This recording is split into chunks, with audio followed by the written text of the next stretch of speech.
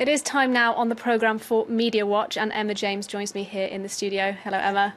And you're going to start us off today by looking at some of the reaction online to the kidnapping of these schoolgirls in Nigeria by Boko Haram.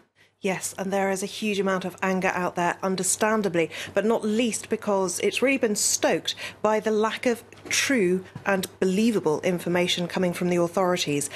This gentleman, among many, tweeting about this one, there is only one thing more reprehensible than the kidnapping of beautiful and innocent young girls.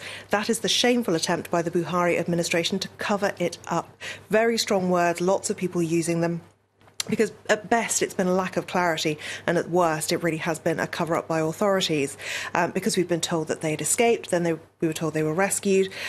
This Twitter user says it's been 2 days of silence from the Nigerian government. Buhari criticised Goodluck Jonathan's response when the Chibok girls were kidnapped, yet he's doing the same thing. Chibok, of course, almost exactly 4 years ago, April 2014 was when that happened. 276 schoolgirls were kidnapped by Boko Haram militants back then.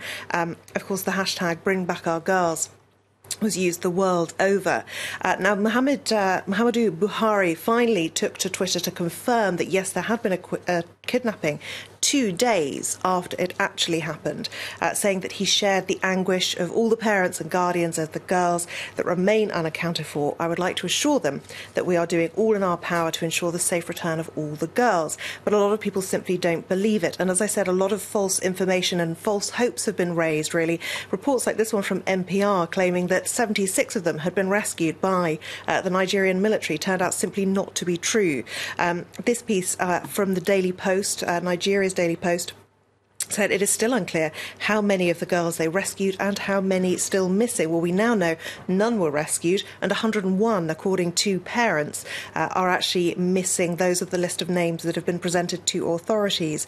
Interesting to note as well that this gentleman actually spoke about the fact that there had been this kidnapping on Monday. He says today, shame on everyone who mocked me, because people simply didn't believe it was true because they hadn't heard it from the authorities.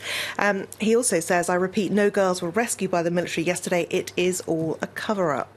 Now, we now know the truth of what's happened, partly because the governor of Yobe State, where this happened, actually went to Dapchi, spoke to the parents, and then he contradicted his own statement and confirmed that no girls had been rescued at all. And that was really the first truthful information that these suffering parents got.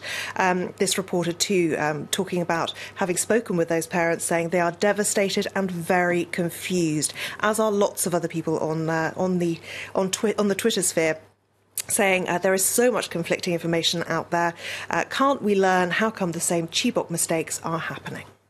And Emma, I suppose the other big story that you've been covering online for us today is this mass shooting in Florida and the subsequent fight that we're seeing for tighter gun control in the United States. Yes, absolutely. And the blame game is well and truly in motion right now. So, lots of different viewpoints out there.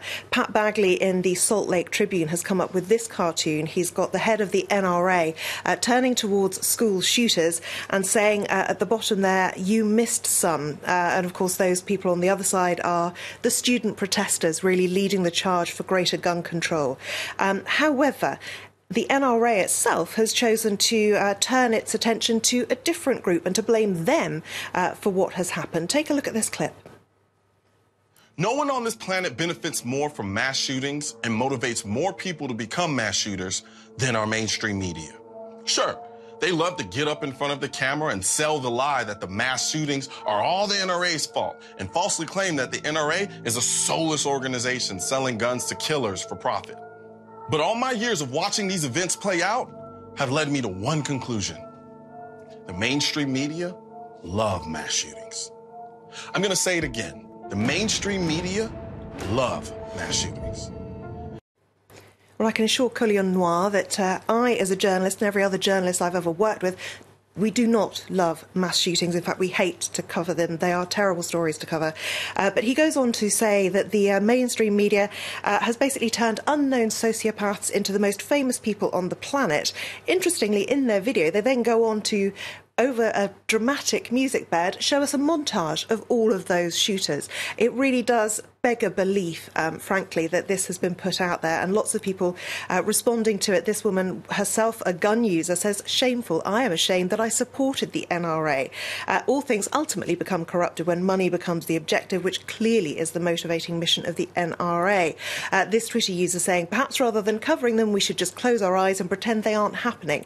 And what she points to is the fact that when the truth is actually laid bare in the media, sometimes that is what really affects change. OK, Emma James with Media Watch, thank you very much indeed.